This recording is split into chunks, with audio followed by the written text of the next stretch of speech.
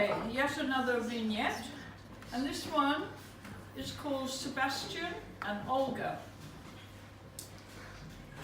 Magical Martin lifted Sebastian's black linen cassock, revealing a small, perfectly formed, dormant, unexpected, pinky wax penis. He was pleased with his purchase from the trendy Oxfam charity shop in Westbourne Grove. He'd seen Sebastian in the shop window with his companion Olga.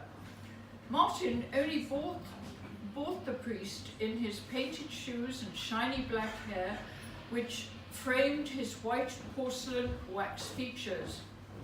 A steal at £25. He had quickly gone to collect transparencies at Flash for our photo library, Retrograph Archive, and had not brought much cash out with him. I loved and approved of Sebastian.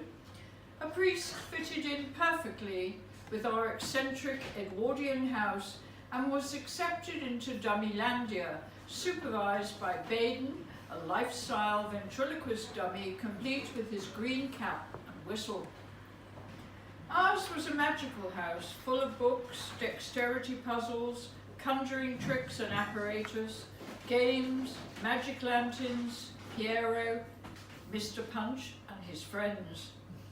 A majestic pastel portrait of Jilliana cradling the American radio dummy Charlie McCarthy by the artist Joe Brocklehurst, famous in the 80s for her punk pastels, hung in the lounge overseeing Baden. Not to mention Rumba and Tango, our inseparable resident cats, who added character to the ambience. But Sebastian had been removed from his companion Olga. Left in the Oxfam window, he heard her cry. Dressed in a décolleté royal blue velvet long gown with brown hair and a leather neck that flopped, making her look spastic, Olga gave the impression she could be an opera singer. Martin had described her through his eyes, and she was reduced down to £20, the icing on the cake. Sight unseen, I agreed she should join our family. She was not a wax figure, but cruder, made of painted papier-mâché. I took an instant dislike to her. Her face was large, and in my eyes, ugly. Her head was not in proportion to the rest of her body. Perhaps Sebastian loved her for the sounds she emitted in their silent world. Sebastian lived safe and sound in Martin's office, watched by Tango on a small chair. But poor Olga didn't fit in anywhere. She ended up in the laundry room, off the Bieber kitchen, banished, rejected and forgotten.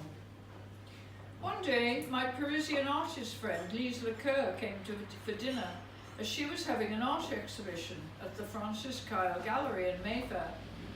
Observant, she noticed Olga on her way to the loo and fell in love with her potential, perhaps linking her to the art. Who knows, but off Olga flew to Paris in a black rubbish bag, the only mode of transport that evening. Not long after, a postcard arrived from Paris, addressed to Sebastian at 164 Kensington Park Road, Notting Hill, London, W11 2ER. Dear Sebastian, I'm in an artistic studio hanging like a marionette from the ceiling.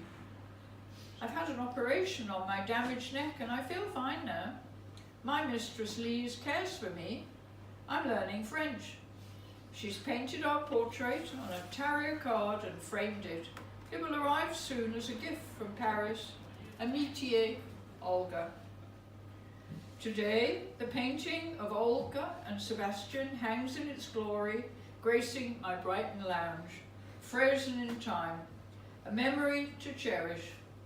I know of the whereabouts of Olga, suspended in time in Paris, but Sebastian has disappeared forever, and Martin is no longer with us.